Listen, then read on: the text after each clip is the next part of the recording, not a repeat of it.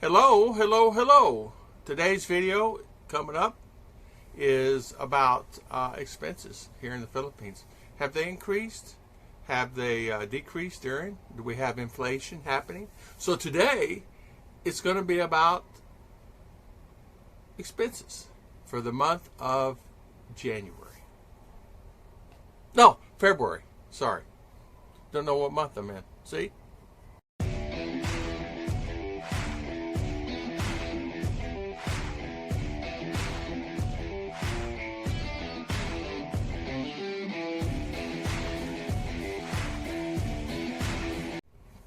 This video coming up is going to be expenses for the month of February. I said January, but I meant February.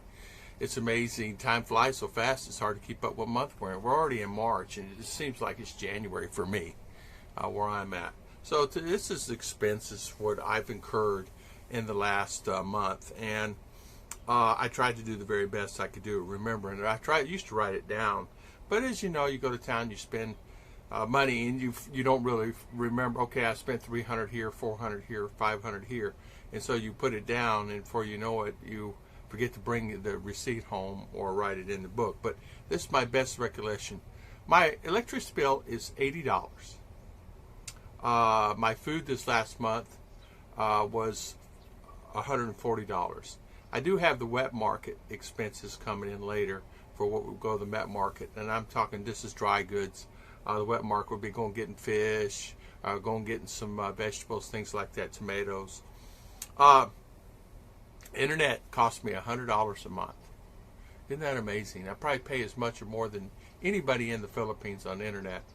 Only because I have to have it. I have the best PLDT has, and then I have a second company. Now it's fiber also that I pay $30 a month to. And they're my backup, and they do really a good job. And worst case scenario, if PLDT's down, then I can go to these guys because they use PLDT and Globe. So they bought blocks from both. So if one's down, I can get to the other, and if other's down, I can get the other. So he always makes sure I have internet and a good company there. Water was $3 this month. I'm including. We went this cost me that month of February. We went to CDL, remember, and we stayed in the hotel room for 2 nights, and this includes that. This includes our food and things like that. So we spent 7,000 peso, which is $140 on our trip. And that does not include gas. Gas is coming in later. The wet market, we spent $40 at the wet market. And that is, like I said, going to get vegetables, going to get things that you need, like tomatoes and things like that, garlic, onion. Now, these prices I'm giving you are locally where I'm at locally. Somewhere else in the Philippines, it may be a little bit more expensive, but I can only vouch where I live in my area here in Mindinao.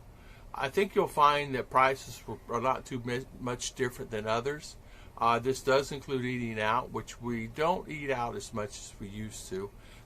There's no reason why we don't. It's just that Ruth makes better food here, and either we're out and about and we already ate, or it's not like we used to shoot to town and eat at Ollie's, a great restaurant, great place to go, but we've just never not do that. We rarely order food in anymore because Ruth makes better, and we noticed that the prices increased, like for pizza. You buy 2 pizzas, 12-inch pizzas, that's fair to low quality, for $5 each. Well, it's usually buy one get one free, but it's around $4.99 for the pizza. So there you go. They're okay. They're just basically taking pineapple and put tomato sauce on top, and a couple pieces of tomatoes, and that's about it with the thick thing.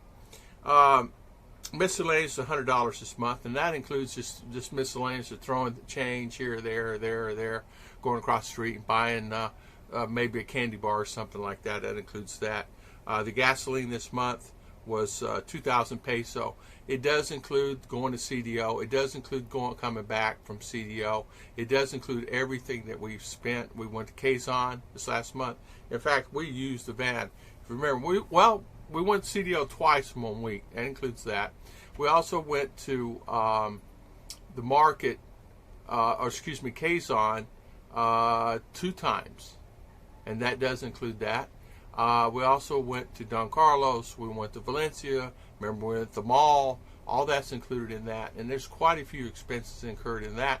But as you know, that van gets this 3-cylinder. It gets pretty good gas. It doesn't burn a lot of fuel unless it's going up the high grades. But I really going to CDO and back 10 liter on a 100 and change miles, pretty good. So total of this month is $640. So I lived on $640 this month here in the Philippines. Of this month, I say this month, meaning we're in March, but February's expenses.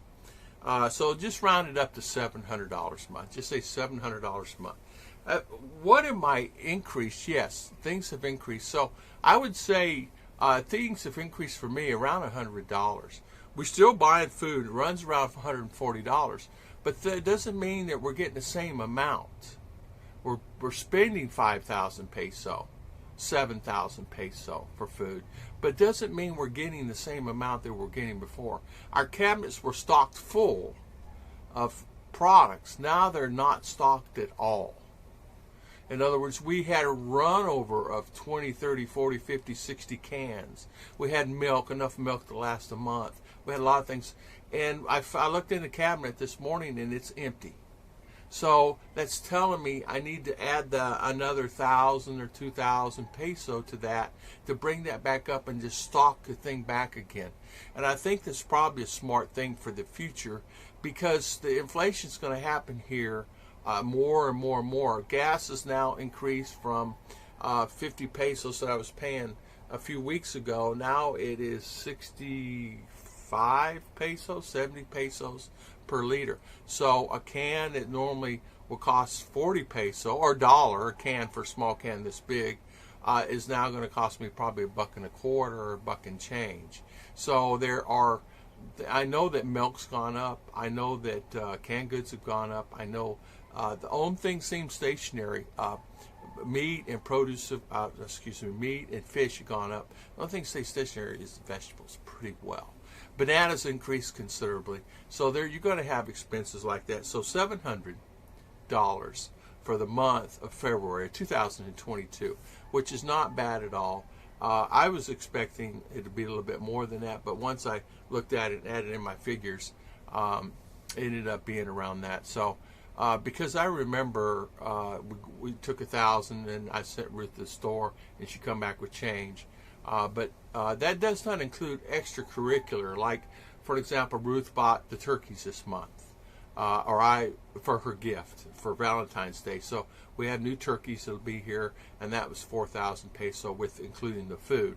So that does not include her adding on the van of a few thousand peso, meaning she bought some things for the van, a few thousand peso.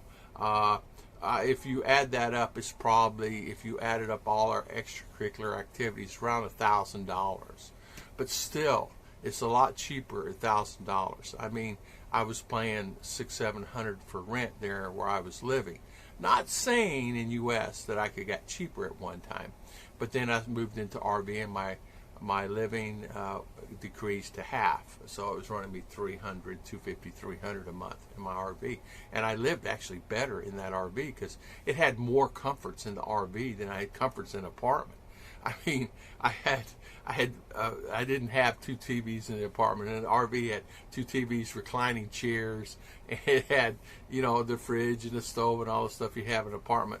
But it gave me more availability. It had a grill outside attached. You could open up the grill pull the grill out of the RV, and so it gave me more. You couldn't grill where I was at in an apartment, so it gives me more availability of where I was doing at that time. But thank you so much for watching, and God bless everybody. Hopefully I had a lot of people ask me, where is an expense video because of inflation, and here it is. Thank you. God bless.